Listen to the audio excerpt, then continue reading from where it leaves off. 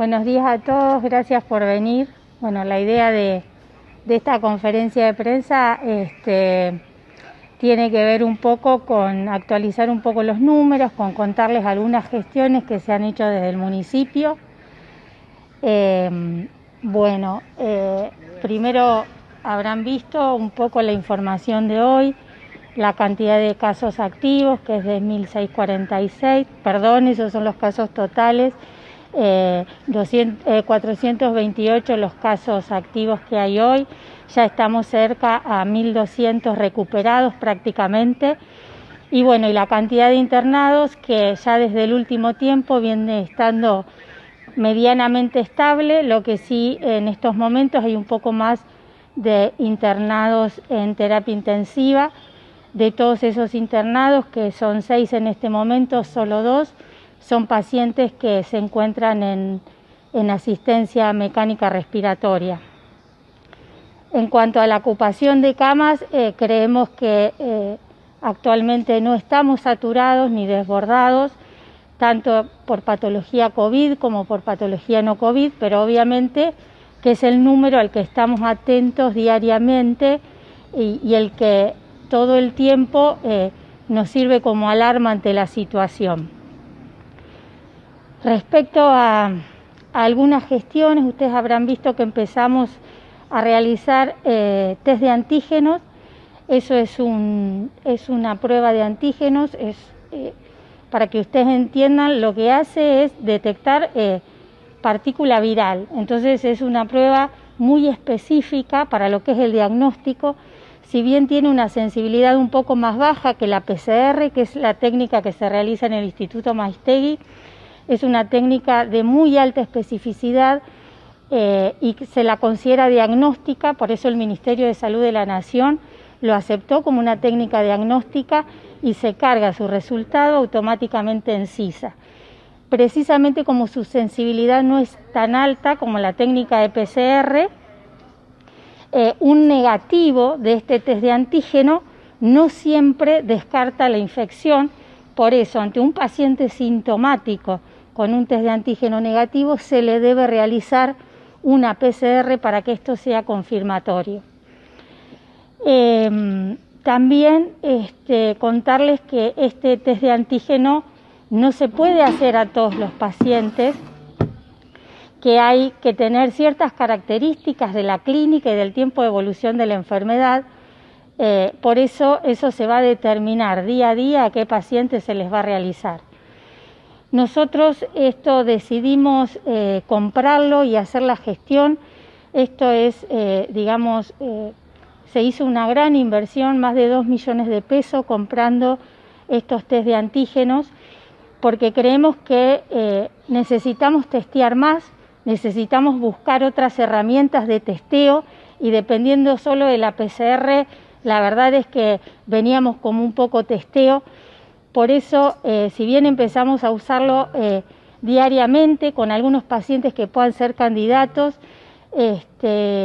también estamos pensando en hacer trabajos en terreno y utilizar estos test de antígenos para lograr mayor cantidad de testeos y mayor cantidad de aislados, de esa manera tratar de disminuir la contagiosidad. Estamos trabajando también en cómo diseñar una estrategia de poder utilizarlos en atención primaria para la salud.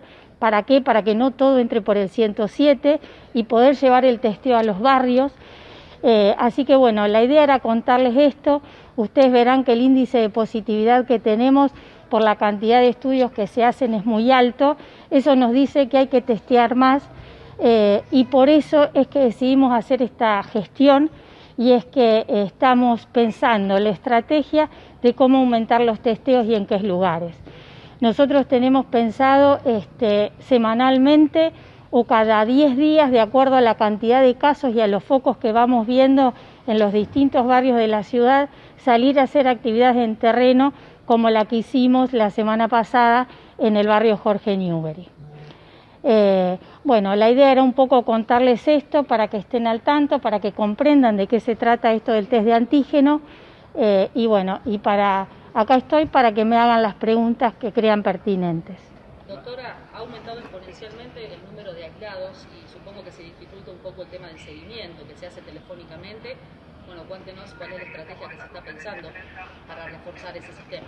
Bueno, nosotros estamos, digamos, precisamente, esto vemos que a veces ha pasado. Al principio nosotros seguíamos diariamente a los aislados. Lo que hay que entender es que día a día uno se va rearmando y se va reestructurando. Y la verdad es que al principio se llamaba día a día una persona aislada que en realidad no tenía síntomas. Entonces era un desgaste y es verdad, es un acompañamiento que sienten, pero a veces el recurso humano lo necesitamos para seguir a los sospechosos o a los pacientes con síntomas. Entonces fuimos sumando más gente. Ustedes habrán visto que vamos a armar, está ya prácticamente terminado, en el edificio azul, un centro de monitoreo telefónico, tanto para sospechosos como para pacientes y también para aislados, pero también estamos pensando en algún tipo de estrategia en donde le podamos brindar una contención al aislado, sin a lo mejor usar un recurso humano. Se está pensando en una estrategia de un chatbot, que esto sería una interacción entre un sistema de inteligencia y el paciente, obviamente viendo cuáles son las alarmas que necesitamos captar desde lo humano. ¿Para qué? Para que esa alarma pueda ser contactada por una persona. Así que estamos trabajando en varias acciones a la vez. También el sistema prehospitalario se va aumentando, la cantidad de profesionales y la cantidad de seguimiento, nos vamos rearmando día a día. Y bueno, y también teniendo mucha interacción con las instituciones privadas y públicas de internación de la ciudad, dentro de lo que es el seguimiento de los pacientes post-internación. También hemos creado una manera de que el profesional que le indica el alta pueda comunicarse directamente con el 107 para poder ingresar ese paciente que después de una internación puede llegar a requerir seguimiento. Así que bueno, día a día nos vamos rearmando y vamos pensando las mejores estrategias para contener tanto a los pacientes, a los sospechosos como a las personas aisladas. Doctora, ¿tienen alguna manera de poder ver cuáles son los focos más importantes de la ciudad, los barrios? Sí, nosotros tenemos georreferenciados cada uno de los casos y precisamente cuando elegimos un barrio en donde hacer una estrategia de terreno, una estrategia de testeo en terreno, lo que hacemos es mirar precisamente ese foco de calor que le llamamos nosotros, que la gente de IDE son quienes nos arman. Ellos cargan los domicilios y nos van pasando. A veces hay que verlo muy bien a esto, porque a veces hay focos que aparecen en un barrio porque a lo mejor una familia con 7 integrantes son todos positivos y eso marca un foco. Por eso a veces hay que hacer un análisis un poquito más allá de lo que marca el mapa, porque a lo mejor esa familia de siete personas que marca un foco muy positivo son personas que tienen cuadros leves, que ya están aisladas, que ya están contenidas y no es que haya un gran foco en el barrio. Pero sí, nosotros nos guiamos por estos mapas de calor que le llamamos, tenemos todo georreferenciado y ahí es donde elegimos los barrios. Doctora, en San Nicolás, una ciudad cercana que está muy similar por ahí en cuanto a cantidad de casos, se tomó la decisión conjunta entre el intendente y la provincia de retroceder una fase para así cortar un poco la circulación. ¿Esto es una estrategia que se está pensando en Pergamino? La verdad es que a mí me llamó mucho la atención lo que pasó en San Nicolás. Primero porque han tenido casos activos, me parece que hasta menos que nosotros. Lo que sí tiene mucha cantidad de muertes, o sea, tiene más muertos que nosotros, o sea, un índice de mortalidad mayor. Y lo que sí han tenido una ocupación de camas y de saturación del sistema de salud de internación mayor que el nuestro. Yo supongo que es eso lo que determinó que ellos tuvieran esa conducta. Yo creo que lo que los alertó fue la saturación del sistema de salud para tomar esta determinación. En estos momentos a nosotros no nos parece que estemos saturados. En el hospital hay 7 pacientes internados COVID y 13 en instituciones privadas de la ciudad. También decirle que las instituciones de la ciudad, así como nosotros nos rearmamos, las mismas instituciones de internación también se van rearmando y van evaluando si necesitan aumentar la cantidad de camas o no para poder alojar a pacientes. Nosotros hoy no vemos saturado el sistema de atención de internación. No sé cuál ha sido el análisis de San Nicolás y la provincia para tomar esta determinación. Considero que debe haber sido la saturación de camas, cosa que no nos está pasando a nosotros. ¿Cuál es el porcentaje de ocupación actualmente? Mira, por ahí hoy lunes, martes, después de un feriado, yo te diría, quizás nos falta actualizar, sobre todo lo que tiene que ver con no COVID, pero debemos estar en un porcentaje aproximadamente del 60%, no creo que lo supere. También lo que hay que saber es que en las instituciones privadas, incluso públicas de la ciudad, se ha restringido mucho lo que tiene que ver con cirugías programadas. Muchas veces eso es lo que crea un nivel de ocupación de camas mayor, y al estar suspendidas las cirugías no hay tanta ocupación de camas en la ciudad. ¿Estos nuevos testeos, doctora, van cargados directamente al CIS una vez que tienen los resultados? Y por otra parte, si han tenido respuesta de IOMA y PAMI ante el pedido que le hicieron ustedes la semana pasada. A ver, en cuanto a los testeos, sí, están habilitados por el Ministerio de Salud de la Nación y la carga de un positivo es automáticamente a CISA. Nosotros personalmente desde el municipio hacemos la carga del resultado de estos testeos. Y la verdad es que la reunión que tuvimos con PAMI y con IOMA nos quedó un buen gusto, digamos, en el sentido de que ellos se pusieron a disposición.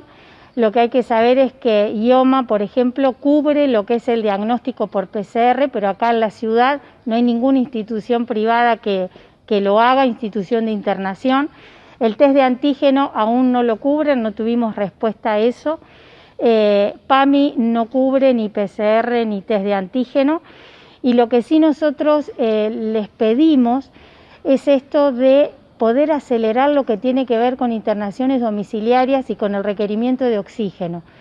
Los pacientes que sufren COVID y que tienen enfermedades por ahí de bases quedan con mucha secuela respiratoria, con mucha secuela de falta de aire y con necesidad de oxígeno. A veces el paciente está internado, ya se recuperó su cuadro clínico, ya está estable, pero necesita seguir con oxígeno y eso tranquilamente lo puede hacer en su domicilio con una internación domiciliaria. Por eso nosotros le pedimos a la gente de PAMI y de IOMA el compromiso de que nos ayuden a acelerar estas internaciones domiciliarias, sobre todo con PAMI, que a veces lo burocrático, sobre todo con el requerimiento de oxígeno, que esto piden muchas evaluaciones por neumonólogos, por cardiólogos, y además el trámite se deriva a Junín. Nosotros necesitamos que todos que nos ayornemos a esta pandemia y que entendamos que un paciente en COVID que solo esté ocupando una cama por el requerimiento de oxígeno, cuando ese servicio se le puede brindar en el domicilio, necesitamos que esos trámites se apuren. Y de eso se trató un poco la reunión que tuvimos el otro día, con el compromiso de ambos de ocuparse personalmente de acelerar estos trámites. María Marta, ¿cómo son los tiempos actualmente desde que una persona llama, cuánto tarda hasta que se lo testea y después cuándo llega el resultado, y si estos nuevos test que se van a hacer van a apurar por ahí un poco esos tiempos? Sí, igual los tiempos que nosotros tenemos desde el 107, la verdad es que son rápidos. Una persona llama, se lo interroga, se lo cataloga como sospechoso y en el transcurso de las 24 horas ya se lo está hisopando. Lo que puede pasar es que porque tenga síntomas muy leves o recién empiece con la sintomatología, uno le pueda posponer un poco más el testeo. ¿Por qué? Porque no sirve hisopar a una persona el mismo día que a lo mejor tiene anosmia. Entonces, eso hace a veces que uno, a una persona que llama hoy, termine decidiendo hisoparla en 48 a 72 horas. Pero al paciente netamente sintomático, a las 24 horas se lo está hisopando. El tema de la demora ahí ya tiene que ver con la cantidad de muestras que recibe el Instituto Maiztegui y que obviamente por la saturación de la región sanitaria se está demorando. Precisamente por esta demora y por esto de que el Instituto Maiztegui los días domingos no analiza muestras y eso nos creaba un cuello de botellas, es que decidimos tratar de acelerar estos tiempos. ¿Para qué? Para poder actuar más rápidamente conteniendo los focos, y es que compramos estos test de antígenos. ¿Estos test son también con un hisopado nasal? Son con un hisopado nasofaríngeo, exactamente. ¿La metodología sería la misma? La metodología es la misma, lo único que lo que tienen estos test, por eso yo les he explicado un poco al principio, es que no todo paciente es candidato, hay que seleccionarlo muy bien en tiempo de evolución de la enfermedad y en el tipo de síntomas que presenta para que realmente sea efectivo. Por eso algunos pacientes serán candidatos y otros pacientes sí o sí hay que hacerle una técnica de PCR, que es lo que derivamos al Instituto Maiztegui. María Marta, ¿el COVID ha llegado a los pueblos? Bueno, ¿cómo se está trabajando en este sentido? Bueno, en los pueblos nosotros seguimos teniendo la misma contención que tenemos en la ciudad, siempre obviamente con la colaboración un poco desde las delegaciones. Lo que estamos también un poco rearmando con esto de los 3 es, muchas veces hay gente de los pueblos que no puede llegar porque no tiene movilidad, entonces rearmando algún tipo de circuito para poder ir a hacer los testeos a los pueblos. También estamos pensando en algún momento, si vemos algún foco más caótico en algún pueblo, poder hacer una actividad de terreno a los pueblos, pero bueno, hasta ahora los pueblos venían, por decirlo de una manera, invictos, pero el COVID llega a todos lados y no han sido la excepción.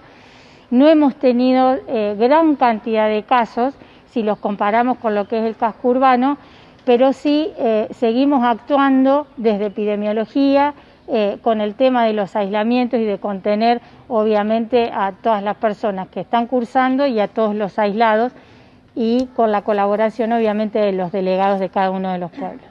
María Marta, ¿han sido consultados como área de salud desde el Ejecutivo para el tema de la vuelta a clases?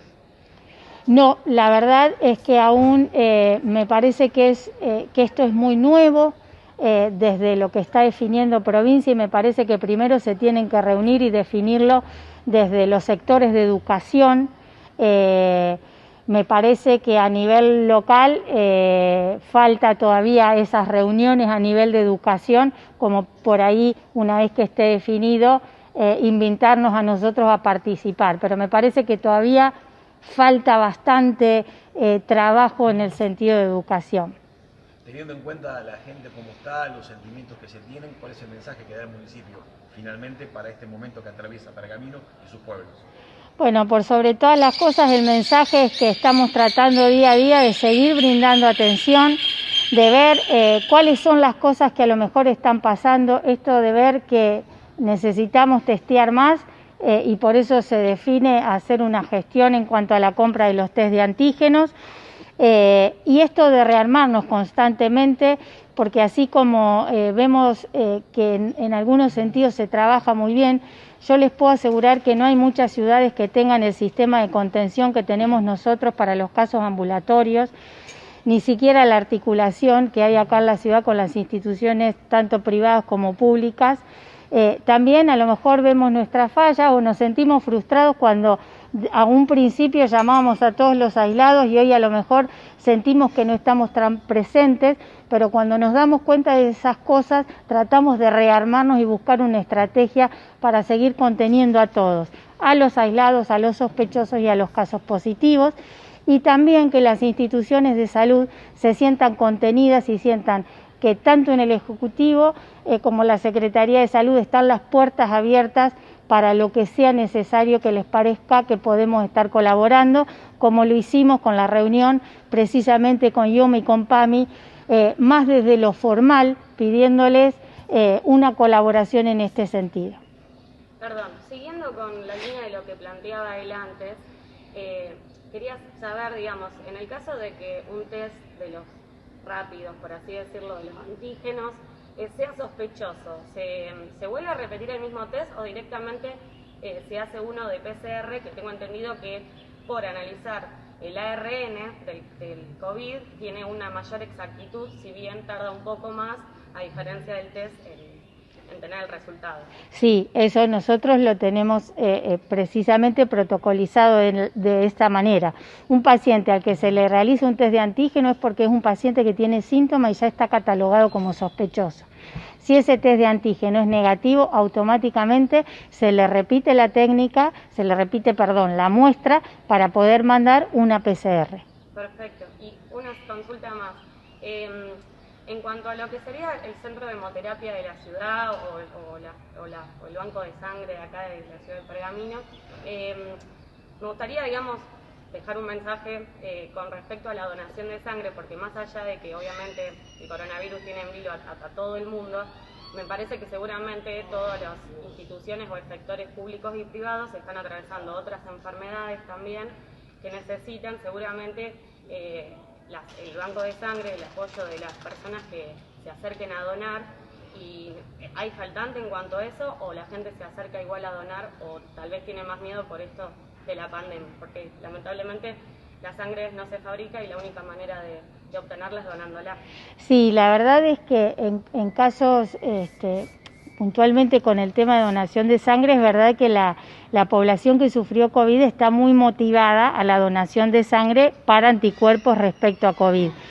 Es verdad que tanto en la donación de sangre como en otro tipo de patologías, la gente está con un poco de temor y no es el mismo movimiento a las instituciones de salud como lo era antes de la pandemia. Entonces, la donación de sangre no es una excepción. Nosotros puntualmente hemos estado trabajando y estamos brindando todo lo que tiene que ver con el listado de pacientes recuperados.